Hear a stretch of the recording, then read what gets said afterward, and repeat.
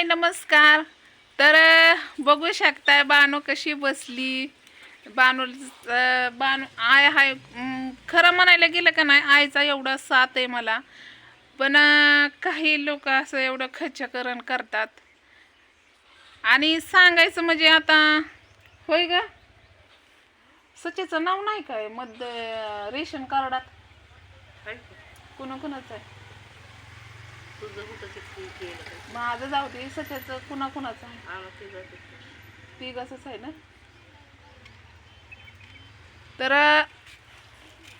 त्याचं पण रेशन कार्डात नाव आहे बरं का. पण कसं आहे माहिती आहे काय, चार चौघात असं म्हणायचं की आमचं रेशन कार्ड नाही, आमची नावं नाहीत, काय नाहीत अशी म्हणते ती लोक. मला त्यांना एकच सांगायचंय की सच्चा, तुझं नाव रेशन कार्डामध्ये आहे, तुला पण माहिती आहे. पण तू माहिती असून तू ना हे करतोस. जरा कसं असतं माहिती का, आता हो का, तो माझा भाव आहे, तिचा लेक आहे, त्याचं नाव घेऊन मी बिंदास बोलू शकते. ती मला 4 शिव्या देईन, मी त्याला 4 शिव्या देईन, पण त्याचं नाव रेशन कार्डामध्ये आहे. कळलं ना, तुझं नाव रेशन कार्डामध्ये आहे. आणि प्रत्येक कागद यायचा म्हणलं ना पोस्टाने, तर भालेरावच्याच घरी येतो, कुठं दुसरीकडे जात नाही.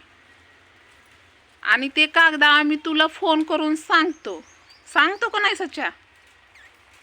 मग जरा थोडंसं सांगायचं समोरच्या व्यक्तीला की बाबा असं असं हाय, तसं तसं हाय. एवढं पण मी उंगली उठवायची नाही अजिबात, आमच्यावर उंगली उठवायची नाही.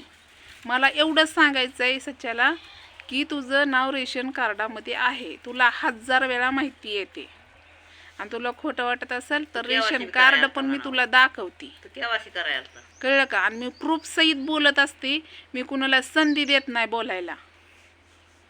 एकतर आम्ही एवढं कष्ट करतो, एवढीशी लेक पोरगी अपंग लेकरू ठेवून मी एवढ्या लांब गेली. कशा पाय गेली? हे घर तर पडायला लागले आणि आम्हाला घरदारं नाही ती, आम्हाला घरदारं नाही ती. तुम्हालाच लय मस्ती आम्हाला घरदार नाही म्हणायची. आता तुम्हालाच म्हणायचंय तर घ्या म्हणून. आणि राग आला ना तरी आला, मला फरक पडत नाही. घरापतोर पोचत नाही, घरच नाही म्हणायचं, पळायचं लांबनच.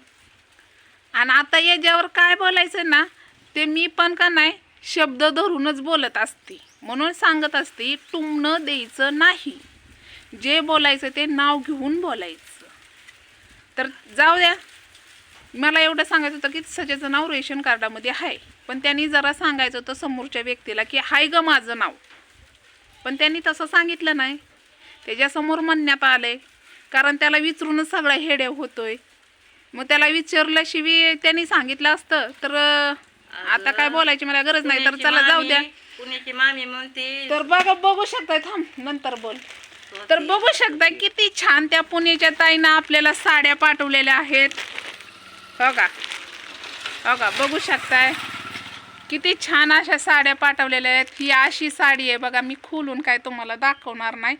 आणि मस्त अशा साड्या आहेत, सुती पण छान आहेत, खूप छान साड्या आहेत, बानूपशीच आहेत.